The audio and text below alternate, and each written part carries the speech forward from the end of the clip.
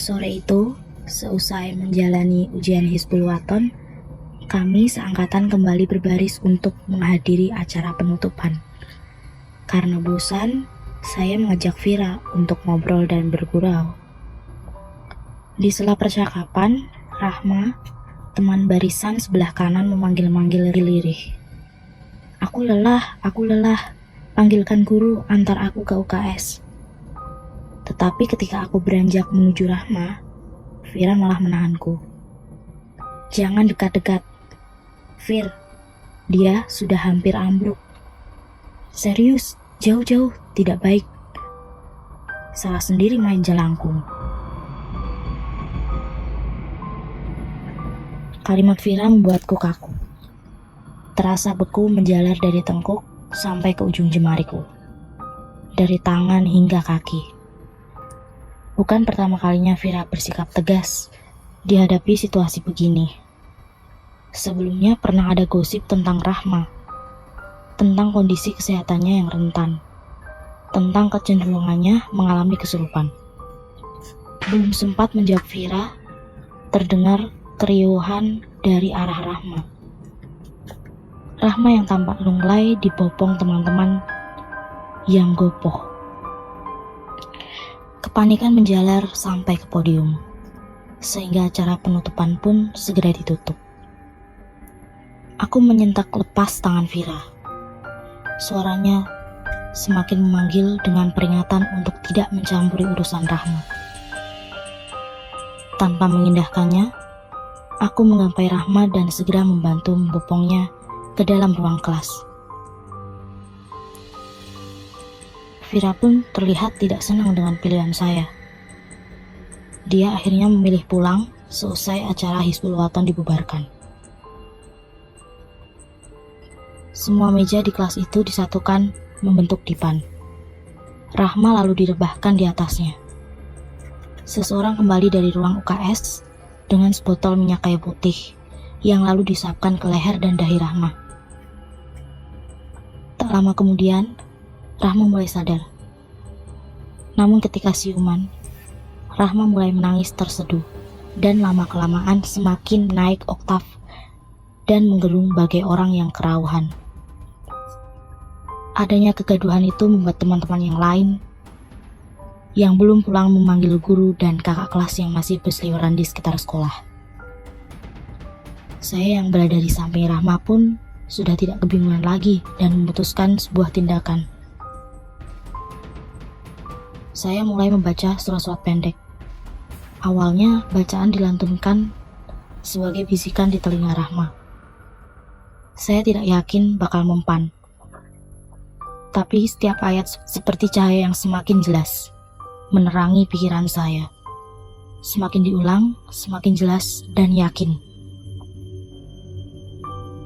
Bacaan saya semakin lantang, dan teman-teman kami juga mulai mengikuti. Pegangan kami di tubuh Rahma semakin lunak karena raungan Rahma mulai reda. Kami mengusapi Rahma dan bacaan kami disisipi kalimat sayang untuknya. Tenang Rahma, sabar, kawan, sebentar lagi kita segera pulang. Saya tiba di rumah menjelang maghrib. Saat burung-burung sudah sampai sarang dan tinggal kelelawar yang berseliweran. Saya langsung mandi dan mengabari Vira bahwa saya sudah pulang. Kamu bisa ke rumah nggak? Tanya Vira. Aku capek ngetik, enakan ngomong langsung aja. Rumah Vira ini memang sekomplek dengan rumah orang tua saya. Aku tanya emak dulu. Kutemukan emak sedang mencuci piring di dapur. Sosoknya memunggungiku, membungkuk rendah, seakan separuh badannya tenggelam dalam bak cuci. Emak, saya ke rumah Vira ya. Emak bergumam. Tak yakin dengan jawabannya, saya menambahi lagi. Baliknya habis Isya ya. Saya mikir sebentar. Jarang-jarang izin keluar rumah setelah maghrib dikabulkan seringan ini. Apalagi kalau pulangnya baru sebelum maghrib. Tapi mungkin emak maklum aja sih. Saya lagi antusias ketemu Vira untuk bercerita panjang. Apalagi besok bukan hari sekolah. Sambil menyelipkan sepatu santai, saya mengabari Vira, "Oke, OTW." Jalan menuju rumah Vira ditandai lampu jalan berjarang. Dari ujung gang, saya melihat lampu teras rumah Vira menyala. Disusul dengan sosok Vira yang keluar pagar menyambut. Langkah Vira dan senyumnya menghapus prasangka yang mengikutiku sejak bersama ibuku di dapur.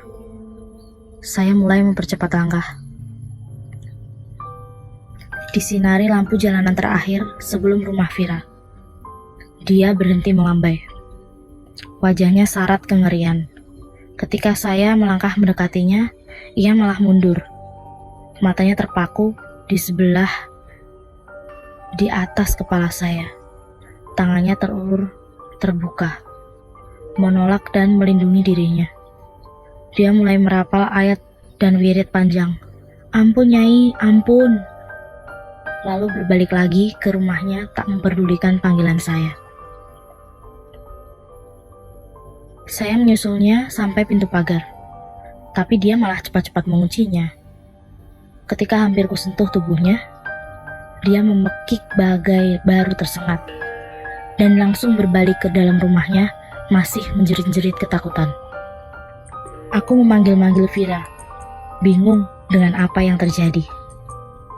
Pintu depan terbuka kembali dan kulihat wajah bapaknya Vira yang garang menyapu di sekitar teras. Ketika pandangan matanya bertumbuk dengan pandanganku, kegarangannya bagai leleh, digantikan topeng kengerian yang sangat mirip dengan wajah Vira tadi. "Auzubillah, enyah setan." Bapaknya Vira juga masuk ke rumah. Dari dalam rumah mereka ada bunyi tangisan dan wirid doa yang dibacakan tertahan. Kresek, kresek.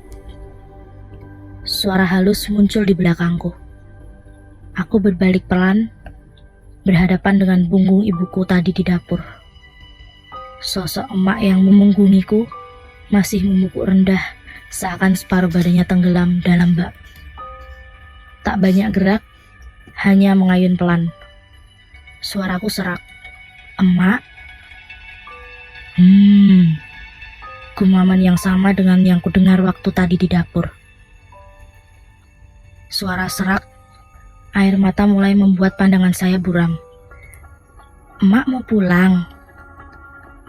Perlahan punggung emak bergerak menjadi tegak. Emak tampak melurus lalu memanjang dan menegang dari lutut, pinggang, punggung, bahu, leher dan ubun-ubun. Lalu ketika tampaknya sudah setegak galah, kepala emak mendongak, terus mendongak, sampai wajahnya terbalik dan matanya yang melebar terbuka memandangiku. Senyumnya lebar sampai menutupi cuping hidungnya. "Kita pulang bareng ya, Nak?"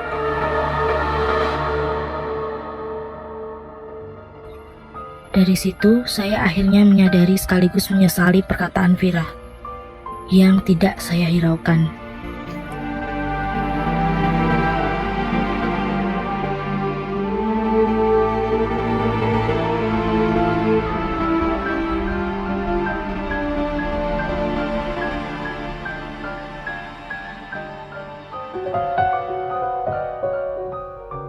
Oke, terima kasih udah dengerin.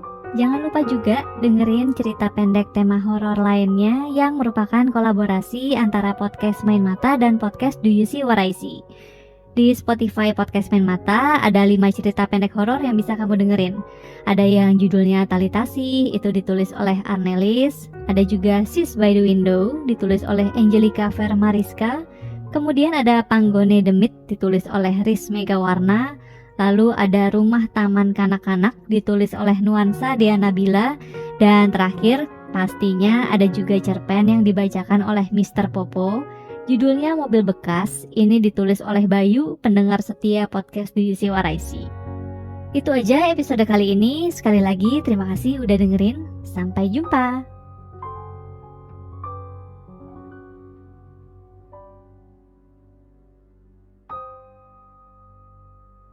Kamu juga punya pengalaman horor? Kirim cerita kamu ke alamat berikut.